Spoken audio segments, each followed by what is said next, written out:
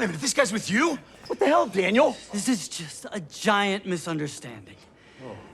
If this is misunderstanding, you better call ambulance. Welcome to Watch Mojo, and today we're counting down our picks for the top 10 dumbest mistakes in Cobra Kai. I told you. This was inevitable.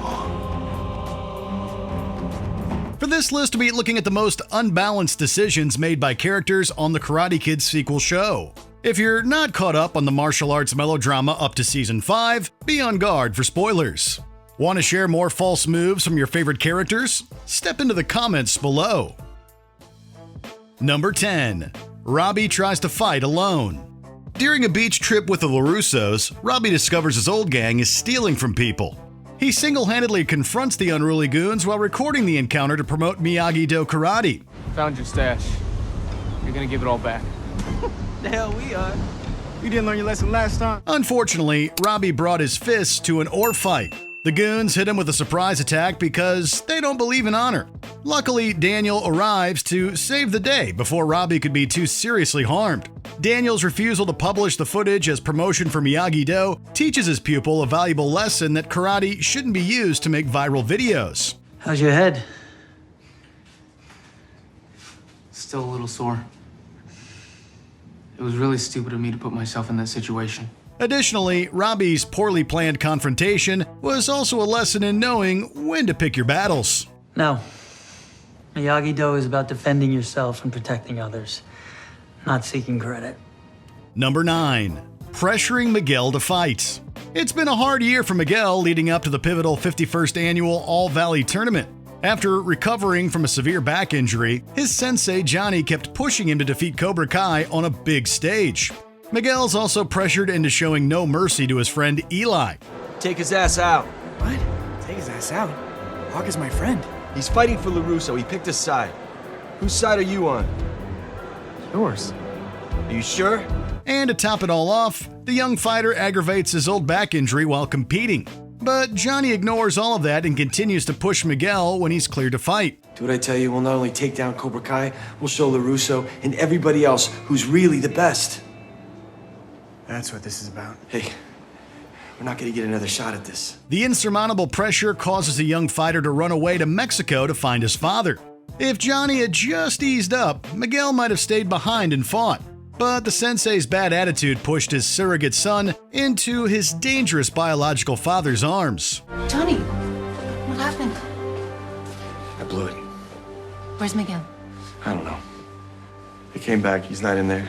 Number 8. Louis destroys Johnny's car.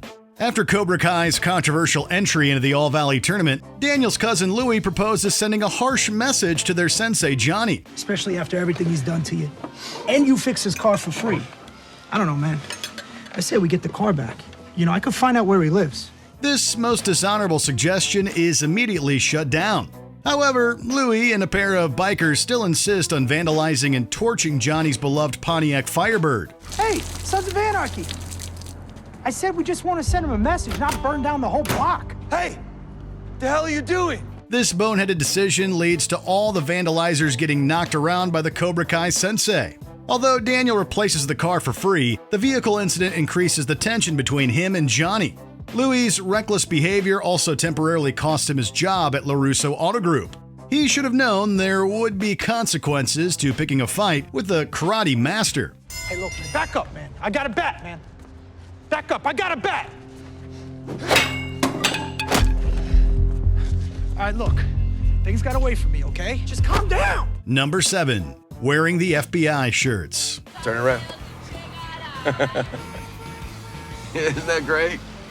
I got one for me too. During Johnny and Robbie's quest to find Miguel in Mexico, the father and son are forced to change their outfits after their shirts get dirty. The duo decides to throw on a pair of matching novelty FBI shirts. While this decision would normally just be tacky, it veers into wildly idiotic territory because Johnny knows that Miguel's father is a dangerous man. As soon as a crooked pop hears that people with FBI shirts are walking around, he flees with his son. Hey, let's get out of here. Come on. Johnny's shirt also causes him to get into a scrap with the fighter that works for Miguel's dad. The Cobra Kai sensei could have avoided an intense match and reunited with his surrogate son sooner if he had worn a different shirt.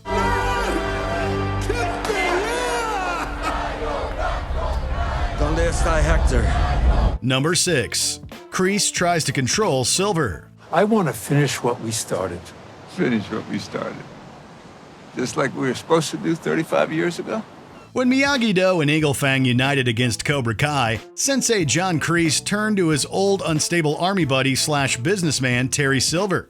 The crooked entrepreneur tried to leave karate behind after his last scheme against Daniel at the All Valley tournament crashed and burned.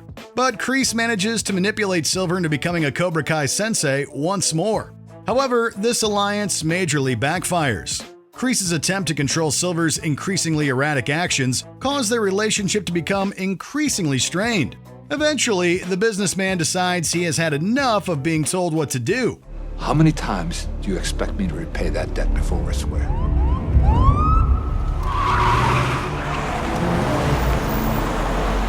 What did you do? Silver then executes a scheme that ends up framing an old friend for assault. Kreese would have avoided jail time if he didn't try to lean on his most unstable and scheming friend. I am Cobra Kai. Put him in the car. And don't worry about Lawrence. I'll take good care of him, too. Number 5. Moon makes Cobra Kai's and Miyagi-Do's mingle. Moon, you never said anything about inviting Cobra Kai. Well, I figured with summer ending and school starting back up, we could stop all the fighting and be friends again. It's wishful thinking. After the kindly Moon attempts to make Cobra Kai and Miyagi-Do students bond by inviting them to a party, it becomes clear that this was a big mistake. During the party, Sam LaRusso gets intoxicated and kisses Miguel while his girlfriend Tori sees.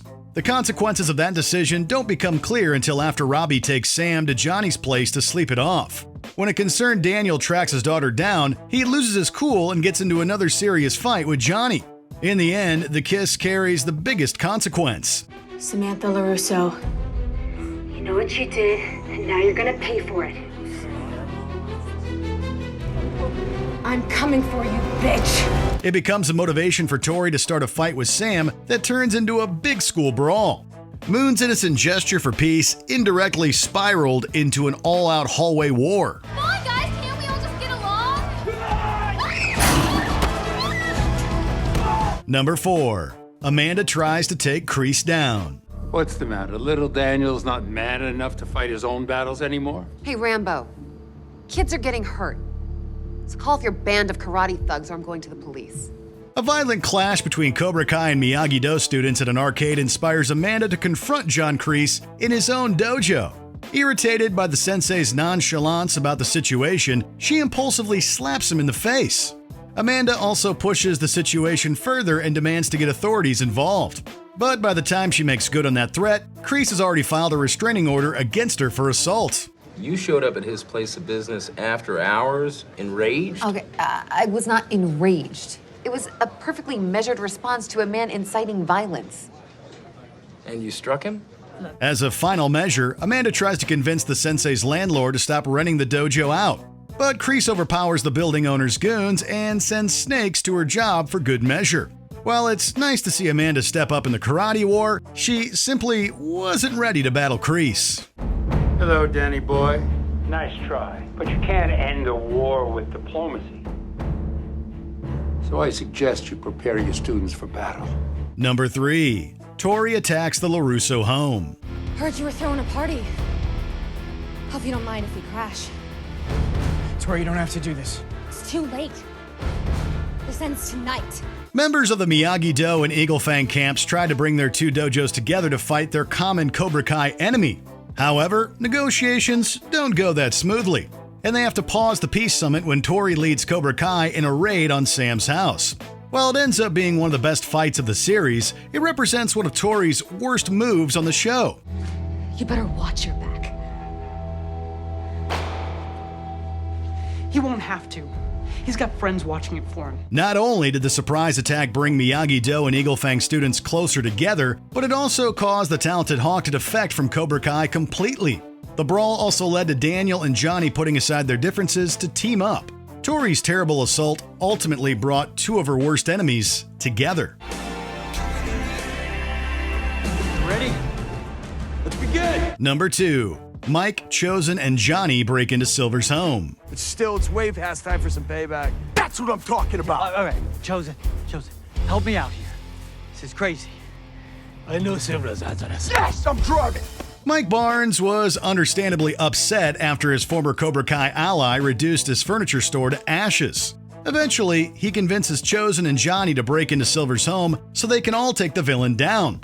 Within minutes of arriving inside, Mike gets knocked unconscious by 2 cheap blows. Johnny is also attacked by 5 Cobra Kai senseis at the same time. Uh-oh, fellas. I don't think this is going to turn out the way you thought it would. And Chozen suffers the worst fate when a dishonorable Silver slices a Miyagi-Do sensei when his back is turned. While the trio's efforts stalled Silver and his goons for a while, the 3 men could have fought their enemies in a better location if they had just been patient. Mike, Chozen, and Johnny might have avoided pain if they hadn't rushed into the snake's den. I don't look that bad, do I? You never look better. I don't mean that literally. We need to get you to a doctor. Before we continue, be sure to subscribe to our channel and ring the bell to get notified about our latest videos. You have the option to be notified for occasional videos or all of them. If you're on your phone, make sure you go into your settings and switch on notifications. Number 1. Johnny gives Kreese a second chance. Shortly after Cobra Kai wins an All-Valley title, Johnny Lawrence's old sensei John Kreese comes out of the woodworks. The blonde fighter initially refuses his old mentor's attempts to return to Cobra Kai. Johnny changes his mind after learning that Kreese has fallen on hard times. Cobra Kai wouldn't exist without John Kreese. You want a chance to redeem yourself? You got it. But no good deed goes unpunished. Kreese slowly slithers his way into the hearts of various Cobra Kai students. The entire dojo soon becomes loyal to him. I did warn you about this. I told you not to show weakness. During Kreese's tenure, he teaches students toxic principles, helps give Silver power, and even turns Robbie against his father. It was decent of Johnny to give an old enemy a chance at redemption, but there's no question that giving John Kreese an inch was one of the biggest mistakes in Cobra Kai. This was a mistake. You want Cobra Kai. It's yours. Did you enjoy this video? Check out these other clips from WatchMojo, and be sure to subscribe and ring the bell to be notified about our latest videos.